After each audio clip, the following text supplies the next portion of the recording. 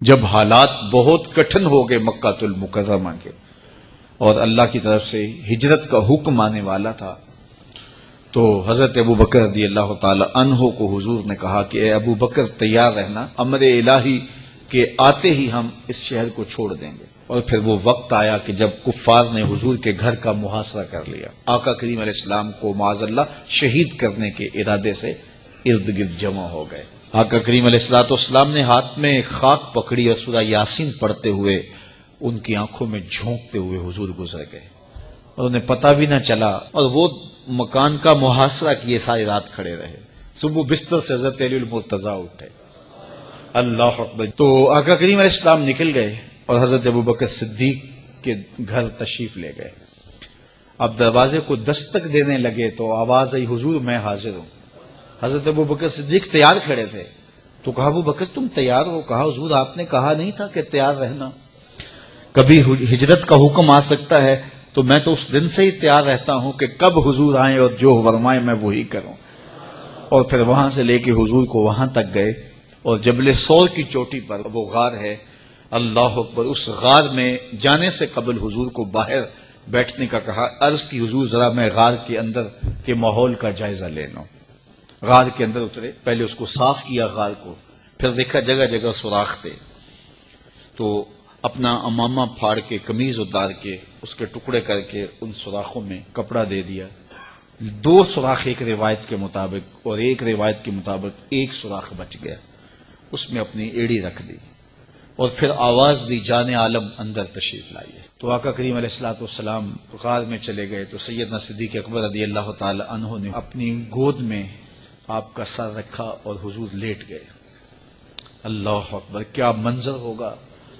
صدیق اکبر نے حضور کو دیکھا اور جی بھر کے دیکھا، اور ایسا دیکھا کہ کوئی اور شریک بھی نہیں تھا۔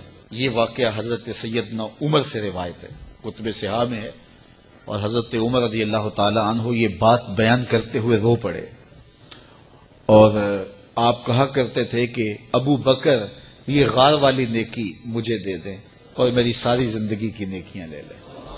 اللہ اکبر۔ تو حضور علیہ السلام حضرت ابو بکر صدیق کی آغوش میں ہیں۔ اب ہوا کیا کہ سانپ نے جب ہر راستہ مسدود پایا تو خیر وہ اس راستے پہ پہنچا جہاں انسانی گوشت نظر آیا، تو سانپ نے پھر ڈنگ لگایا۔ سانپ کا ڈنگ اچانک، تو انسان تو کپ کپا کے رہ جاتا، اچانک تو چیونٹی کاٹ جائے تو انسان کپ کپا کے رہ جاتا ہے، چھپکلی گر جائے اچانک تو بندہ اپنے وجود کو جو ہے وہ متوازن نہیں رکھ پاتا، تو نیچے سے سانپ اور وہ ڈنگ لگا رہا ہے۔ لیکن لفظ سنیے، یہ حضرت عمر کی روایت ہے کہ حضرت سیدنا صدیق اکبر نے اپنی ٹانگ کو جنبش نہیں آنے دی، مخافتا ان یتنبہ رسول اللہ، اس ڈر سے کہ کہیں حضور بیدار نہ ہو جائے۔ ساری توجہ ادھر رہی، بے اختیار آنکھوں سے آنسو ڈھلک پڑے، درد کی شدت اتنی تھی، اور آنسو گرے تو حضور کے رخسار پہ۔ آقا کریم بیدار ہو گئے۔ بیدار ہوتے ہی میرے حضور نے کہا، مالک یا ابا بکر، ابو بکر کیا ہوا؟ تو یہ ہوتی ہے ہنگامی صورتحال۔ ہنگامی صورتحال میں کسی کو پکاریں یا کسی کو کوئی جواب دیں تو مروجہ آداب کی رعایت کے ساتھ جو لفظ بولے جاتے ہیں وہ ترک کرنے پڑتے ہیں۔ اس مائک میں کرنٹ تھا تو میں قریب ہونے لگا تو آپ نے مجھے متنبہ کرنا تھا، تو میرے ساتھ آپ بہت پیار کرتے ہیں، بہت محبت کرتے ہیں، تو آپ نے اگر مجھے یہ بتانا ہو کہ اس میں کرنٹ ہے اور اگر آپ نے منہ قریب کر لیا تو آپ کو نقصان پہنچ سکتا ہے، تو میرے نام کے ساتھ 20 القاب لیں گے؟ آپ نہیں لیں گے، آپ جلدی جلدی جو ہے وہ مجھے کہیں گے جناب یہاں کرنٹ ہے، تو میں یہیں سے رک جاؤں گا۔ یہ تو ہے کہ آپ میرے لیے کر رہے ہیں، اور اپنے لیے کسی کو پکاریں تو پھر بھی یہی بات ہے۔ اللہ اکبر۔ اب حضور نے جب کہا نا مالک یا ابا بکر، ابو بکر کیا ہوا، تو اب ہنگامی صورتحال تھی نا، تو فوراً کہتے لدغت تو ڈسا گیا، مجھے سانپ نے ڈس لیا، فوراً یہ کہتے نا۔ لیکن حضرت ابو بکر تیری محبت پہ قربان، کائنات میں آپ نے ایسا عاشق نہیں دیکھا ہوگا، سانپ ڈنگ پہ ڈنگ لگا رہا ہے اور ٹانگ شل ہو گئی ہے، زہر سرایت کر گیا ہے۔ حضرت ابو بکر نے جواب دیا، لدغت فداک امی و ابی یا رسول اللہ، حضور میری ماں بھی آپ کے قدموں پہ قربان، میرا باپ بھی آپ کی راہوں پہ نچھاور، مجھے سانپ نے ڈس لیا ہے۔ تو اس مشکل وقت کے اندر بھی ادب کا کرینہ نہیں چھوڑا۔ جب معراج کا واقعہ ہوا تو یہ بہت عجیب و غریب واقعہ تھا. تو آقا کریم نے جب اعلان کیا کہ بتایا کہ اللہ نے یوں مجھے خلوتوں میں بلایا، تو قریش نے سمجھا کہ اس سے بڑھ کر اور موقع کیا ملے گا پراپیگنڈے کا. تو کہا ابو بکر کوئی نئی بات سنی ہے؟ کہا تم سنا دو. کہا اگر کوئی کہے کہ رات کی مختصر تنہائی میں مسجد حرام سے مسجد اقصی تک پہنچا ہوں، پھر وہاں سے واپس بھی آ گیا ہوں، تو بات ماننے میں آتی ہے؟ آپ نے برجستہ کہا بالکل ماننے میں نہیں آتی. اتنے مختصر وقت میں مسجد اقصی جائے اور پھر پلٹ کے بھی آ جائے، کم از کم 2 ماہ چاہیے. 1 مہینہ جاتے ہوئے لگتا ہے، 1 مہینہ آتے ہوئے لگتا ہے. کوئی چھو کے بھی آئے تو 2 ماہ چاہیے. تو سمجھا کہ لوہا خوب گرم ہو گیا، اب چوٹ ٹکانے پہ بیٹھے گی. کہا ماننے میں نہیں نہ آتی؟ کہا بالکل نہیں ماننے میں آتی. تو کہا پھر تیرا یار ہی تو کہتا ہے. تو حضرت ابو بکر صدیق نے فرمایا وہ واقعی کہتے ہیں؟ ہاں ہاں ہاں انہی کا کہنا ہے. تو حضرت ابو بکر بولے لئن قالہ فقد صدق فاصدقہ، اگر انہوں نے کہا ہے تو سچ کہا ہے، میں تصدیق کرتا ہوں. کہا ابھی تو تم کہہ رہے تھے کوئی کہے تو ماننے میں نہیں آتا. کہا کوئی کہے تو اب بھی نہیں مانوں گا، وہ اس سے بھی عجیب کہے تو مان لوں گا. اللہ اکبر. فبذالک سمی صدیق، علماء نے لکھا یہ وہ وجہ تھی جس کی وجہ سے آپ کو صدیق پکارا جانے لگا. معراج کی تصدیق کی اور صدیق کہلائے. صدیق تصدیق سے بھی ہے، اور ساری زندگی آپ نے جھوٹ زبان پہ نہیں آنے دیا.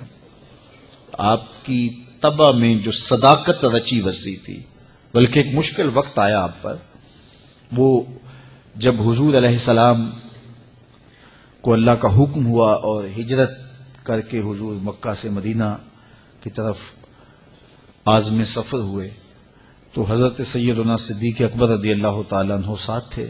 مکہ المکرمہ سے جو مدینہ المنورہ ہے وہ شمال کی جانب ہے، اور غار ثور مکہ المکرمہ سے جنوب کی سمت ہے. تو آقا کریم علیہ السلام نے سفر کرنا تھا مدینہ شریف کا، تو شمال کی سمت نہیں گئے بلکہ وہاں سے سفر جنوب کی جانب کیا، اور پھر وہاں سے حضور جو ہے وہ 3 دن گزارنے کے بعد مدینہ المنورہ کی جانب روانہ ہوئے. یہ سارے ادھر ڈھونڈتے تھکتے رہے اور حضور وہاں آرام کرتے رہے. اور 3 دن کے بعد جب ڈھونڈ کے ان کو کچھ نہ ملا تو آقا کریم وہاں سے نکلے اور سیدھا مدینہ المنورہ کی جانب عازم سفر ہوئے. انہوں نے 100 سرخ اونٹ حضور کی گرفتاری کے لیے انعام رکھا ہوا تھا. تو مختلف قبائل کے لوگ حضور کو ڈھونڈنے کے لیے نکلے تھے کہ بہت بڑا انعام ہے، 100 سرخ اونٹ ملیں گے. ایسے لوگ بھی تلاش کر رہے تھے جو حضور کو جانتے نہیں تھے. تو راستے کے اندر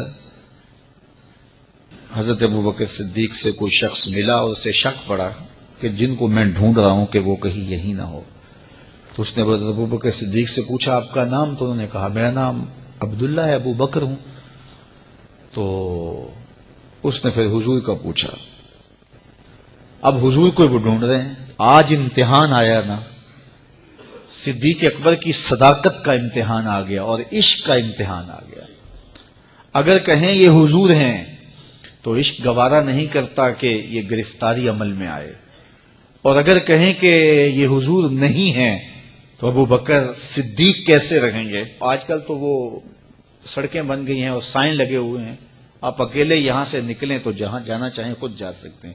اس وقت تو پہاڑی راستے ہوتے تھے، یا تو لوگ قافلوں کے ساتھ چلتے تھے، اور اگر کسی کو ہنگامی طور پہ اکیلے جانا پڑتا تو وہ گائیڈ ساتھ لیتا جو راستے بتاتا. اس کو عربی میں ہادی کہتے ہیں، ہادی، رہنما، گائیڈ جو راستہ بتاتا.